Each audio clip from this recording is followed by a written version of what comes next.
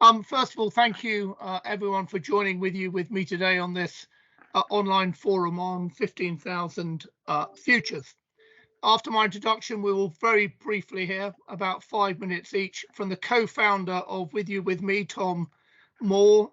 From industry, we've got Rishi Badiani from Northrop Grumman, and from a veteran, Alex Ely.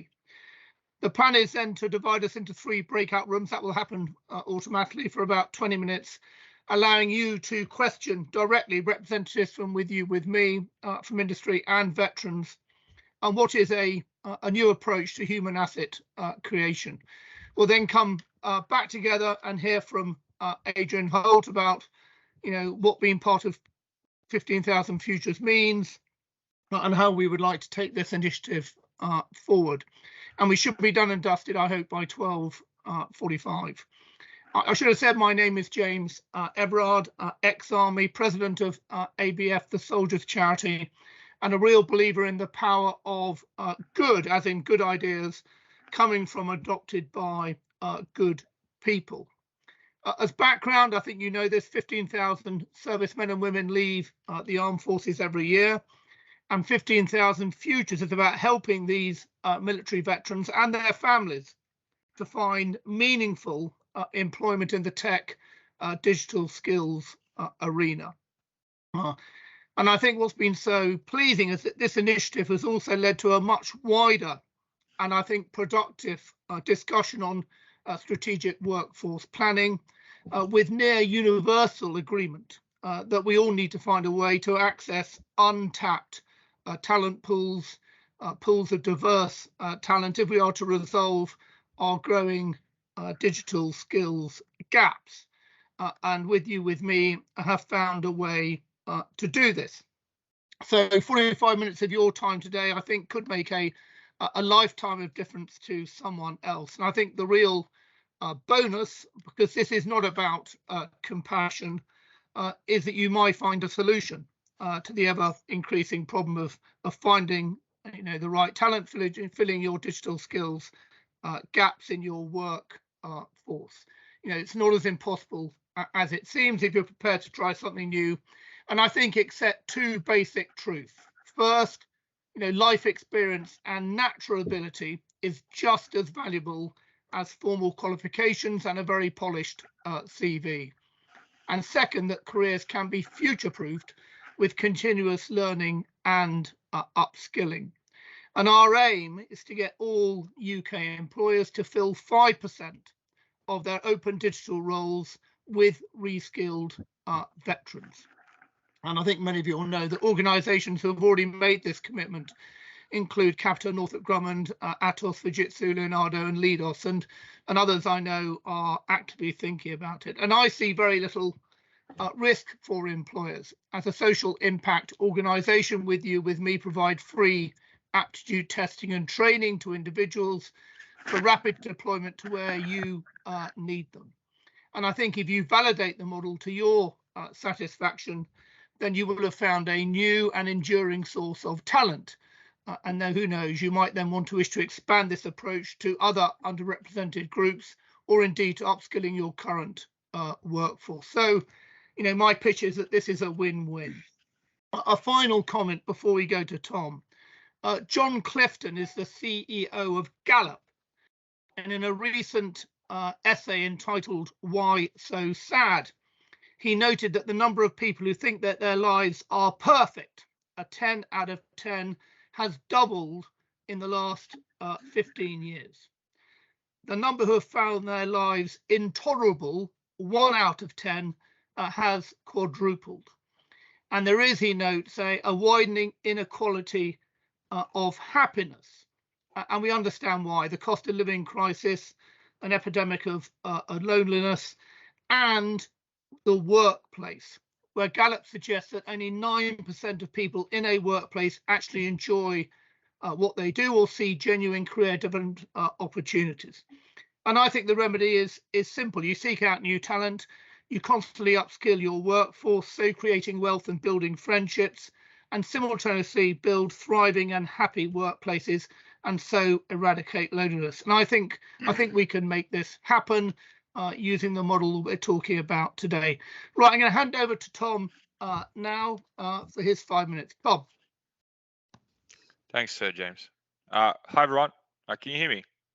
Yep. Awesome. I'm Tom Moore. I'm the CEO and founder of WithYouWithMe. WithYouWithMe is an Australian company that's become a global company. That's about 7.5 years old. And we started in my kitchen 7.5 years ago as a bunch of veterans that left the infantry and combat engineers that couldn't get jobs as security guards.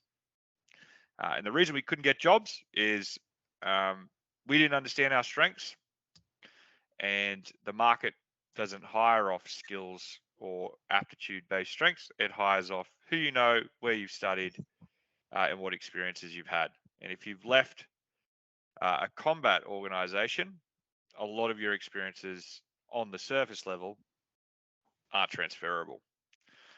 So we started with a vision of solving underemployment, a much bigger vision of just helping the average combat soldier become a technologist.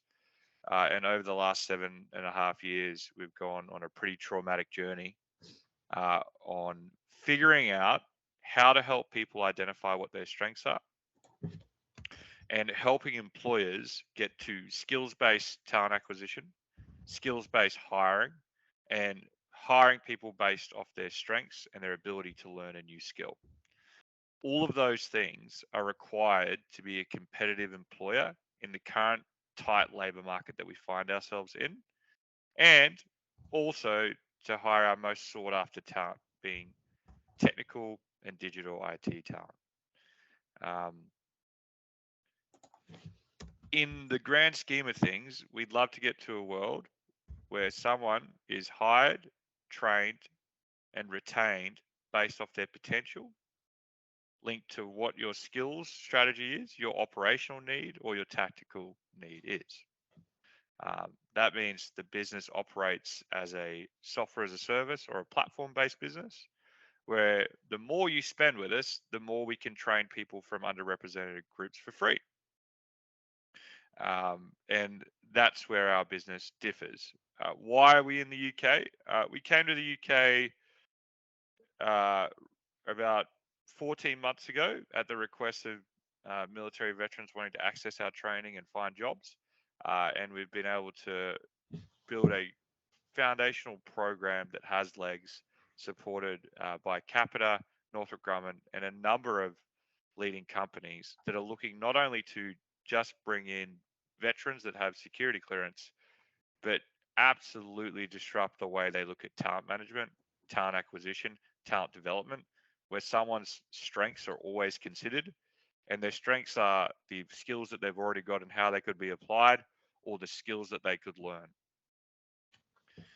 The way that our testing works is we're looking not only to get the right person in the right job, we're looking to get the right person in the right job within the right team at the right time.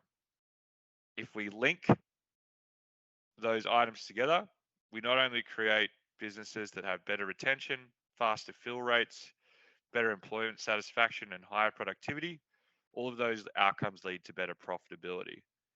The reason we're focused on generating those business outcomes for our customers is that then the idea of skills-based hiring or hiring based off potential becomes a business imperative and a business growth driver, and that changes the game. The best way to think about the status of our company, though, is that 75% of our staff are graduates from our program. What does that mean? It means that we are on an exploration to Mars in a space shuttle built by first-time astronauts, commanded by first-time astronauts, and orchestrated by first-time astronauts.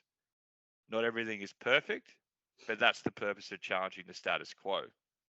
So we like to work with organizations that are open-minded, that want to change the game when it comes to looking at their employee value prop and talent, and be able to see past that. We do have a brilliant bunch of technical talent when it comes from our veteran and military community, and we're sitting on a gold mine.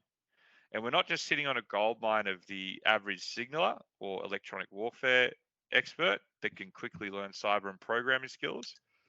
We're also finding large pockets of the workforce that come from different backgrounds that, based off the way they're selected in the military, are greatly relatable to things that we're sought after. The average sniper in the military globally within NATO has extremely high abstract reasoning, which is the most sought after aptitude strength for cloud engineering, penetration testing, data engineering, and you wouldn't think it, but if you think about the problem that you're trying to solve with an interface of systems, people, and technology, new systems, low-code systems, enterprise SaaS, and infrastructure as a service, someone that can understand an abstract problem and solve it quickly might be your best asset. And it's also someone that you may never consider. So on that, you could work with WithYouWithMe to find top talent and also test and train your workforce. And what I might do now is to hand over to Rishi at Northrop Grumman, who uses WithYouWithMe services to bring on a team, as well as starting to use it to hire people directly, to talk about his experience so far using WithYouWithMe, working with the veteran community and skills-based hiring. Rishi. Thanks, Tom. So my name is Rishi Badiani. I'm the head of software here at Northrop Grumman in the UK. A bit of background. So you often hear that phrase, a chronic lack of technical talent in the UK, and sometimes it maybe can feel like a bit of a buzzword being thrown around or a buzz phrase. It is true. If I look at the amount of roles, the gaps that we need to fill in Northrop, this year, next year, and onwards, it's only getting larger.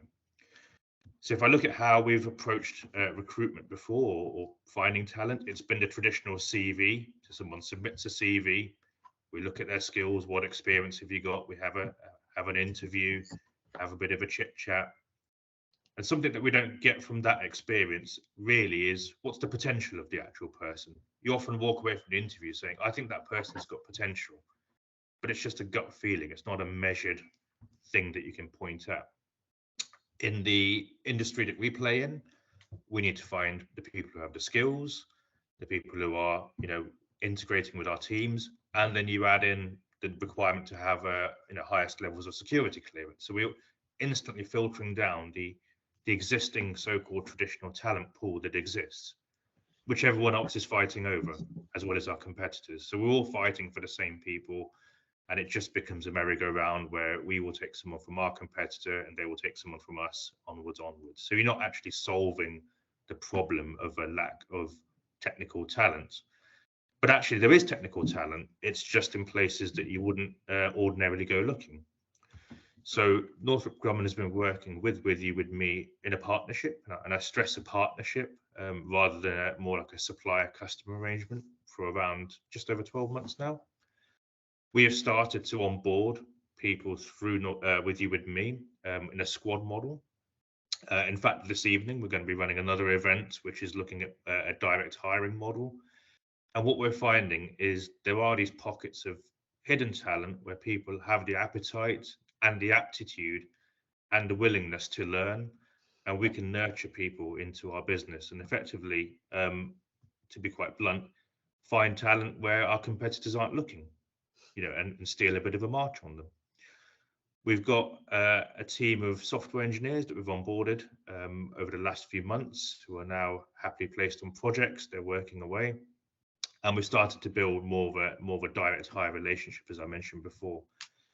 In terms of the experience we've had with WithYouWithMe and the sort of bringing a squad in and nurturing them, the one big difference that I've noticed with the talent we've sourced from WithYouWithMe is, I'd use the word resilience. And I think this is built up because of the people we've brought in and their life experiences, things that you wouldn't see on a CV. I've noticed a general resilience to when things aren't going right, or I'm still waiting for this to happen. There's more understanding. There's more appreciative of, I know you're trying. I know we're doing the best we can. And sometimes that is lost on some of the more experienced candidates that we hire, because they want to go and revolutionize the world, and they don't quite understand that Rome wasn't built in a day. So we do find that the personal traits that you don't see on a CV are much stronger when we're sourcing through WithYouWithMe. Hence, we're returning back for another bite at the cherry. I'd hand over to Alex now as a bit of an experience of and how he's found leaving the army and where you are now. Thank you so much, Rishi. Pleasure to speak, and I am a product of the squad model. I'm currently on a squad as a consultant, and it's not. I wasn't as happy as I am now. And when I left the military with a diagnosis of PTSD, you know, I suffered a lot, and I didn't really understand how I could put myself onto a CV while I was going through so much personal trauma.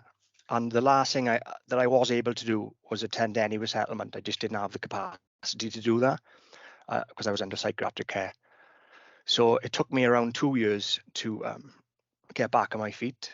By that point, I accepted an entry-level IT position, which is pretty low paid. I was working with graduates, and I was thinking, I was on a bomb disposal team in the military, serving on different parts of the world, and I had a high-level job, specialist role, and I thought, I need to change my life and I need to advance professionally because I'm just not happy here. And I didn't know really how to do that. I was delivering pizza and McDonald's for Uber at the time as well to support myself financially in as best as I could for my family as well. And that resilience that Rishi spoke about, I had to dig deep for that. And I needed resources to support me. And after searching, I found WithYouWithMe, and I was on a online job accelerator because, to be honest, I didn't have the confidence really to go in person and go to these networking events. I didn't network on my exit from the military, so I missed out a massive opportunity to build them connections, which a lot of people do have the opportunity to do that. So I had to start from scratch. And then when I understood that there's another way to present your skills from aptitude testing, and I've always been told, and I've always realized that I do have potential, but I just didn't know how to map that potential into the civilian world, if you will. And my background is electronic warfare, so a lot of the contracts that I would have been offered would have been in the Middle East anyway, and I just didn't have I just didn't want to go back out to the Middle East, to be honest, to do any work out on the ground, supporting the military out there. So I studied my aptitude, and I was presented with my results, and that just seeing them results and understanding what potential I did have, and that translated into data. I thought, you know what, I felt it gave me a massive confidence boost. And I thought, you know what, I can do this. I can retrain to anything on this website. And I picked the PEG architecture, business and systems architect. And I was paid to study.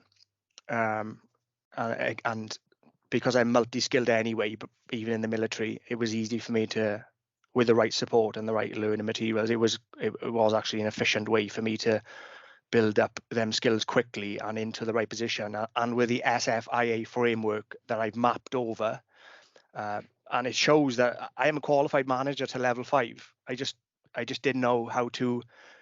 I didn't have the opportunity to get employment as a level 5 manager really. So I just had to get support, retrain, reskill, and then deployed then into a massive consultancy company as a level 4 architect. And I am a success story of this company, and I hope that you do consider this opportunity and help people like myself. And there's so many people out there like me who are underrepresented, underemployed, underpaid, undersupported, and the support doesn't stop, you know, when you get deployed to a squad. I'm currently about to do another course now, my Scrum Master course, which is just because I said it would support me in my future, and WithYouWithMe, you give me that opportunity just to, as an upskilling really. I don't essentially need it as a essential for my role. It's just something that I feel would support me in my future, and they're happy to give me that training and put me on them courses. So when you're deployed, the support and mentorship, it doesn't stop there. It continues, and I've made some amazing friends, and I feel supported by other veterans and other people within the industry. So I have to really thank people on this call and people who are not on this call for supporting me. So yeah, thank you so much for allowing me to speak, and I hope you No, consider. Alex, thank you. I mean, that is just what I think I wanted people to hear. So thank you very much for your pitch. It really helps. Sophie's now going to press the magic button and people will move to their breakout rooms. I hope that is happening now. Coolio. That should be everyone in the breakout room. How are we all doing? So I'll just do a quick introduction of myself. My name's Todd Johnson. I met our CEO, Tom Moore, just over 3 years ago for a coffee. I'd spent 7 years in the military prior to that, and we just had an opportune meeting, and he was like, Todd, like, you've just got to come work for me. Like, that's it. And yeah, I haven't looked back since then. So I'm now a partner here in the UK and have been loving it ever since then. And that's kind of like the foundations of our organization, is there's really this like giving a chance to the unexpected, you know, potential talent.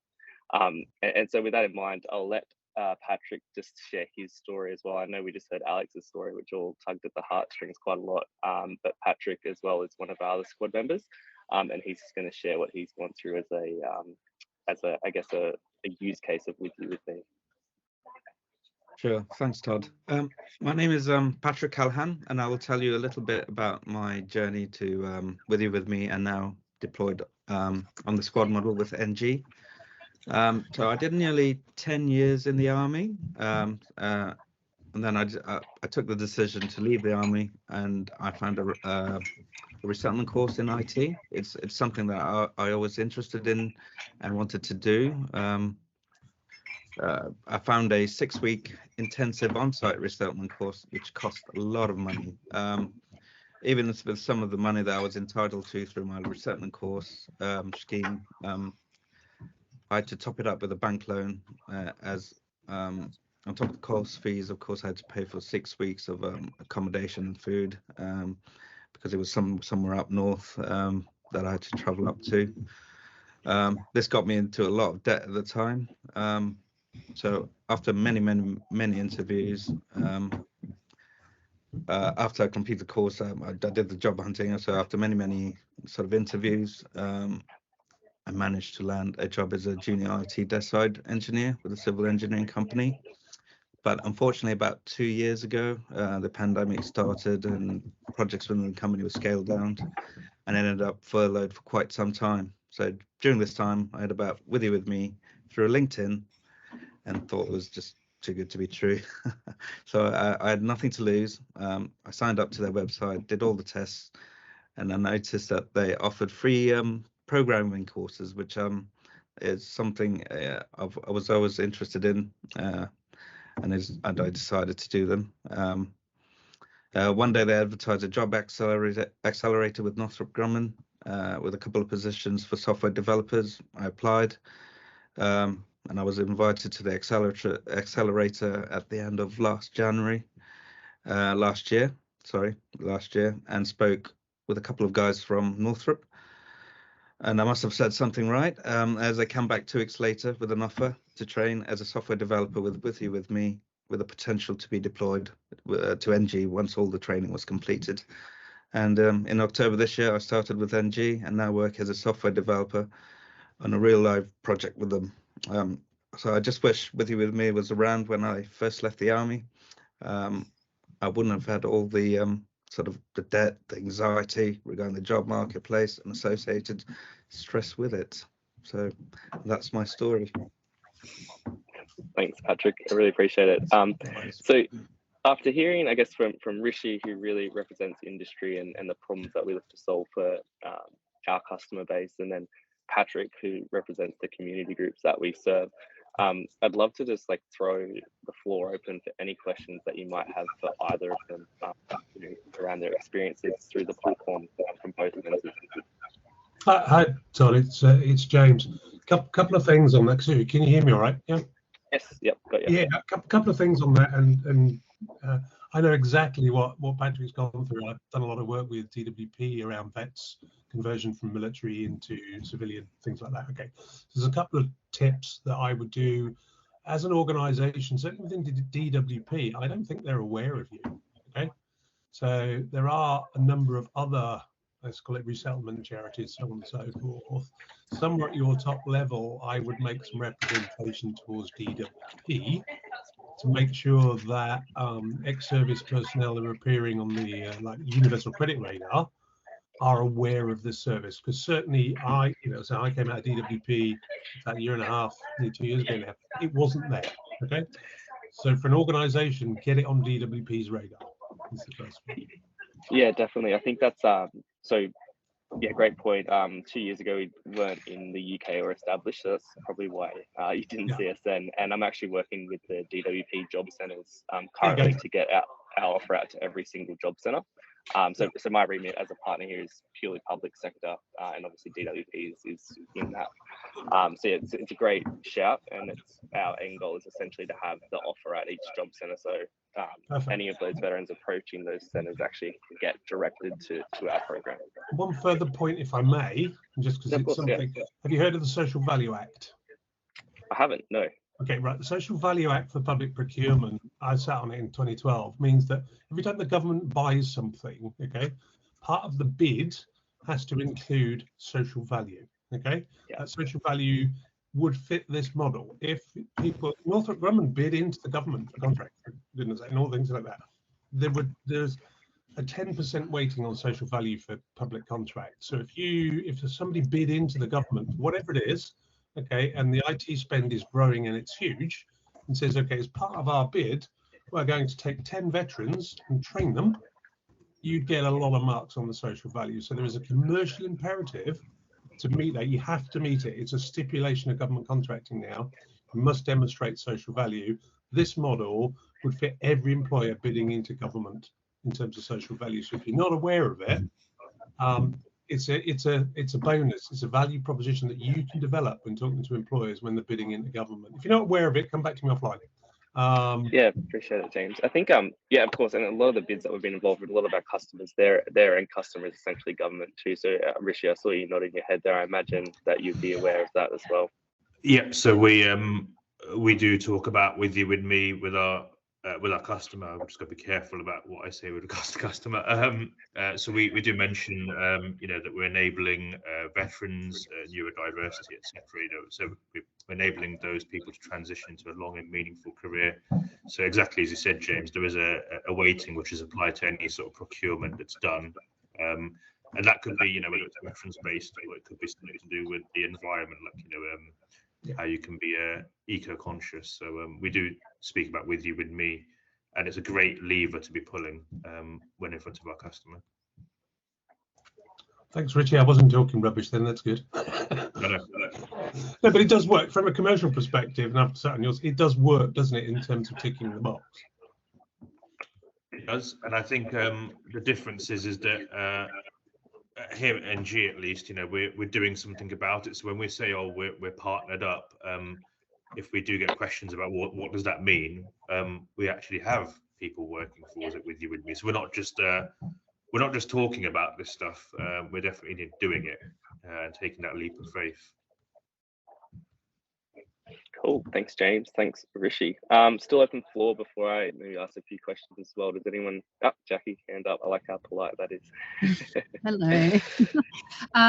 So I work for PwC in the UK. I'm actually Australian, but I'm on secondment. Yeah, I can tell. Nice.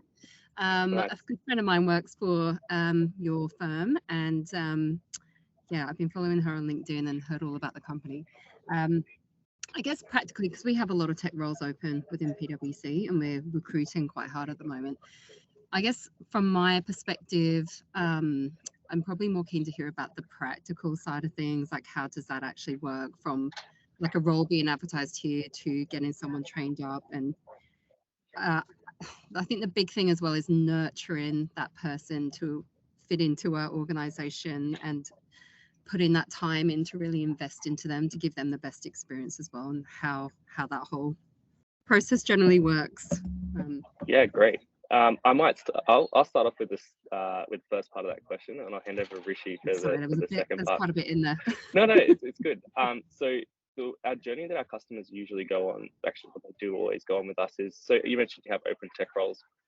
The first place for us to start is this discovery of, okay, well, these are your open tech roles, and these are the roles that we can actually train for on our platform today. So it's essentially a bit of discovery around, well, this is what we could actually build for you, and this is what we could potentially build for you into the future. From there, we build bespoke training plans based on that discovery, and then actually start to source the talent for you from our database of veterans, neurodiverse veteran spouses, etc.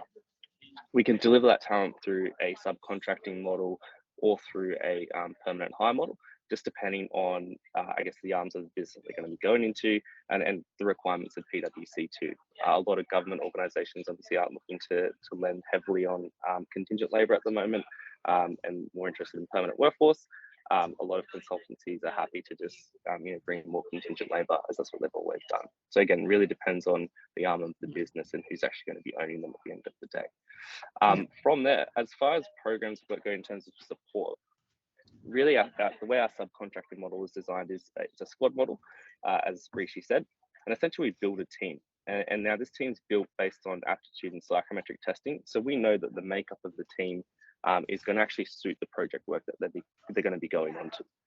Another work that we look to do as well is actually test the current teams of the clients that we're going to be putting people into. So we can get a bit of an understanding of the current makeup of teams and then how our team will affect that makeup. And so we can actually increase the tenure of the people that we're going to be placing. From there, any sort of program support that we provide will, through our subcontracting models, direct to us, because obviously they're our full-time hires. But we're also really supportive of actually helping customers set up their own programs to support their people if we do a direct hire model. An example of that is in Australia, we've built sort of neurodiversity hubs for organisations that have never really done neurodiversity hiring at scale. We're actually able to sort of advise them on the best way to support people into the workforce that do have neurodiversity, and then their sort of continued support that they may require. And it was literally just as simple as creating an internal hub, having someone who understood neurodiversity to actually act as a sort of a communication channel and that extra sort of layer of support as well from a manager level. Rishi, what I might do as well is just hand over to you, like I said, to answer that second part of the question is, what's been your experience of the support that WithYouWithMe have provided to the squads, and then also how have you adopted the squad in your own internal model too? Yeah, I guess if I reflect back internally on NG, we had this nervousness, let's call it, around hiring on potential. It's because it's just not the done thing, is it? Trying to sort of say, well, this person may work out, and there's lots of mays and ifs and sort of caveats that you can throw in that mix. But I think what was very useful from our perspective was we were able to align the technical skills gap that we had with the training that's delivered. And actually that wasn't a case of, for example, if I take Patrick here, Patrick disappearing down a black hole and popping out of a machine 12 to 16 weeks later. There was actually many engagements and touch points along that journey, ability for Patrick and others to do pair programming, for example, with NG SMEs for them to present progress to date. So actually you built a very kind of a relationship before the person actually landed in the company. So you had the potential testing, you had a bit of personable engagement with them as they went on the journey of going through the boot camp, and almost seeing where they're struggling and and giving that bit of advice and trying to keep the confidence up.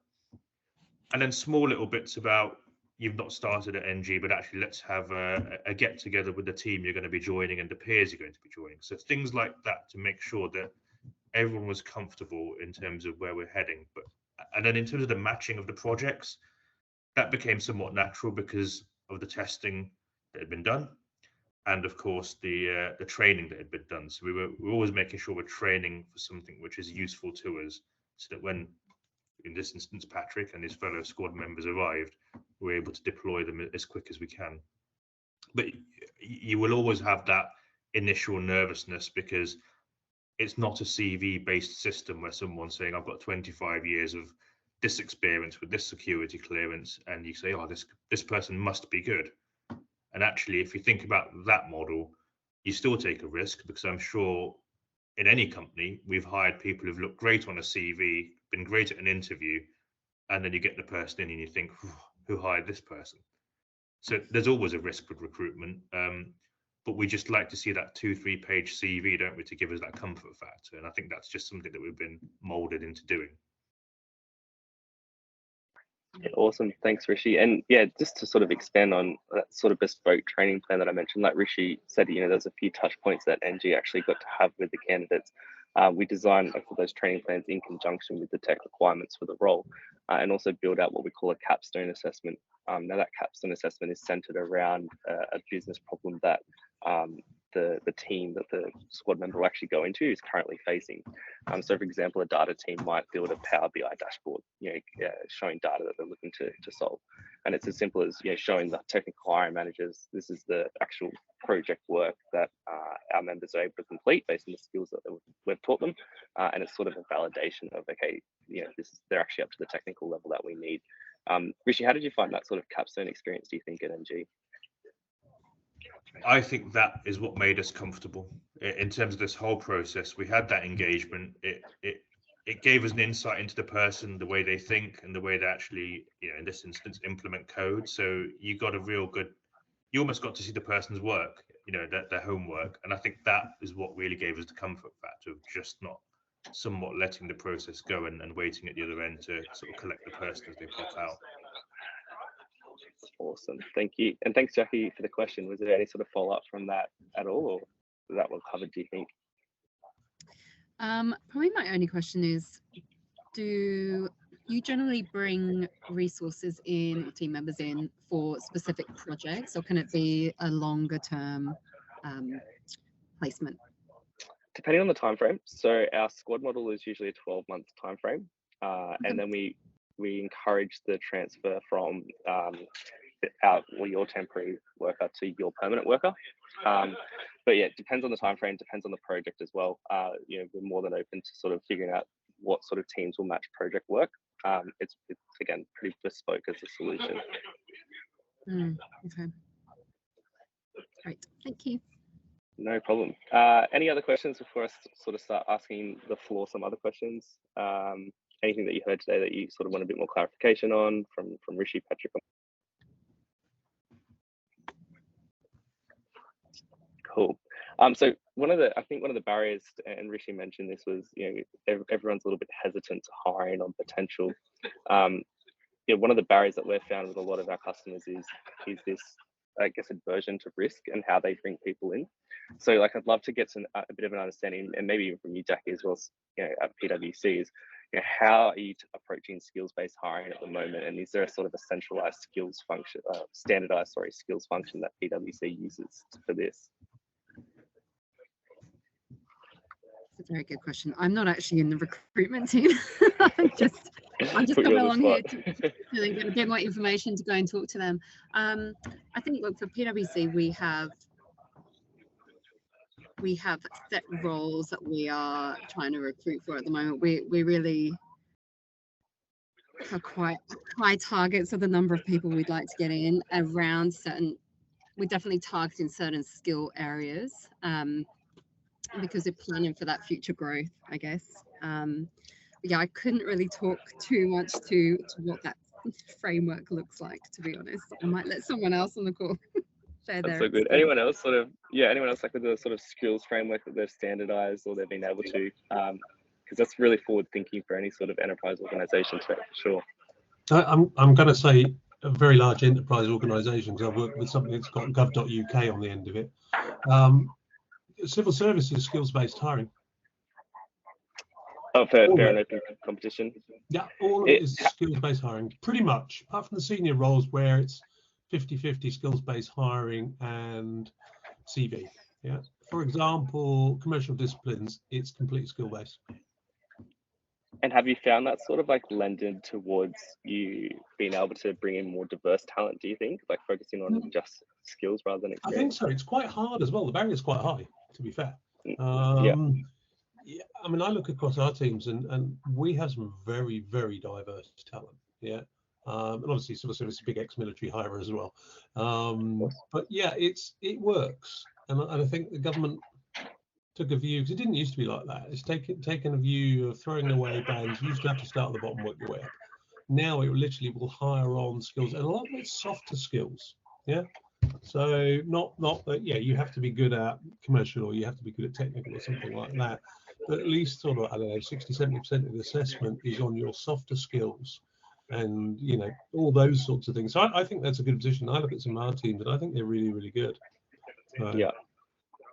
I agree. And I think yeah, the government does do it really well, with the DDAT framework for roles, and then the ability to match DDAT roles to severe skills as well is super handy. So I actually completely agree with that. And oh, cool. So we've only got 30 seconds left. So cool. Any sort of final notes as well, like before we head back into the larger room? Feel free to drop me a Teams message or something like that as well. But I'm sure we'll do a follow up to each of you after the session anyway. Cool. In Jackie's defence, when I worked for PwC, they hired me on skills. So I'm AD, and I'm supporting With You With Me's 15,000 Futures campaign. And I'll take just a couple of minutes to summarise what was said at the beginning. Obviously, unfortunately, I don't know what was said in the breakout rooms. I'm sure it was interesting and stimulating, and we'd love to hear any questions you've got as a follow-up. But just to summarise where we're at and what we're trying to achieve, why we started it, and what it's all got to do with you. As Sir James highlighted earlier, every year about 15,000 people leave the armed forces in the UK, and sadly, many of them find it difficult to find their next careers. And at the same time, there's a huge tech skills gap across industry. And as Rishi said, companies are having to rob Peter to pay Paul to get the talent they need. And we don't think that those two problems should be allowed to coexist. So the 15,000 Futures initiative seeks to solve the problems. We're going to help UK employers close their digital skills gap by enabling servicemen and women and their families to find meaningful employment in tech. We're going to work with partners to discover, train and deploy those veterans, potentially 5% of them, 5% of their high value tech roles. And the initiative aims to help close that skills gap and solve underemployment across veterans. So far, Fujitsu, Leidos, Northrop Grumman, Atos, Capita and Leonardo have signed up to be part of the solution, and all of those employers are now open to or have a method of helping veterans without relevant CVs get their first jobs in technology. This year, we aim to get many more logos to commit to that 5% of their workforce from the veteran community and help towards our goal of seeing 15,000 people, like some of those on the call and like some of your employees, find new rewarding careers. And it is in the interests of the employer to do so. As you know, the government has social value requirements in all of its major tenders nowadays, and the Armed Forces Covenant seeks to measure how many veterans are helped into employment by employers. So you can actually improve your P-win by doing this well. So what's my call to action after today's call? Please sign up for 15,000 Futures as individuals, or if your company isn't already yet part of the 15,000 Futures, please speak to us and we'll help you get on board. If you see any of the 15,000 Futures traffic on social media, please give it a share or a thumbs up to help others find their way into meaningful, rewarding new careers. That's all I have for you. As I say, if there are any questions quickly, we've got about a minute left. We could probably squeeze one or two in. If not, then the channels are open all the time. Please get in touch with us. We will help you with the onboarding, explain any details that haven't been made clear, put you in touch with other people that are part of the With You With Me 15,000 Futures campaign, and see if we can't get you on the rails. But other than that, suffice to say, thank you all so very, very much for joining. It's been a pleasure to have you here. I think I'm going to hand back to James for... Well, Adrian, yeah, thank you for that. I thank all of those on the link for your interest. I ask you to think about the opportunities that Adrian has set out. I do think it's a win-win. It just needs momentum, and then we will be there. So I think that's it. Thank you very much, and I wish you all a good day.